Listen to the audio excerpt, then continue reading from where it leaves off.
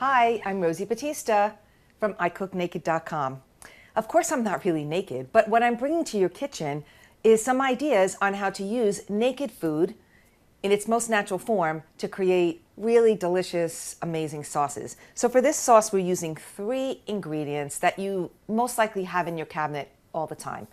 One of it, a cup of strawberries, some almond butter, and some balsamic vinegar. Now, if you don't have fresh strawberries available to you all the time, which I don't, I chose to use frozen strawberries, and that's a really good idea to keep frozen fruit in your freezer so that you can always grab it when you need it. Okay, we're just gonna dump in our strawberries. We're gonna dump in our almond butter. When you buy almond butter, it's like adult peanut butter kind of. It's just almonds ground up. When I say butter, people think, butter, but it's just almonds ground down into this delicious creaminess.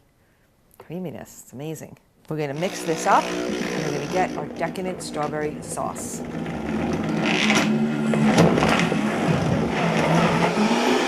So we see that's a little thick. We're going to add just a little tad of almond milk.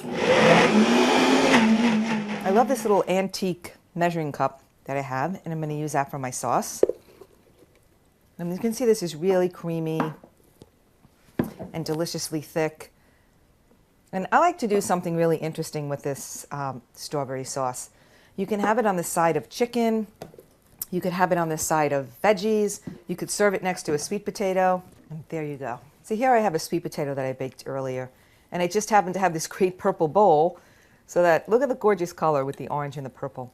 Since you eat with your eyes as well as your mouth, it's really nice to have some fun looking things. And here we go with some beautiful pink color. Gosh, if I was taking an art class, that'd be a great palette. Right on the side of the sweet potato. This is so gorgeous. I could just...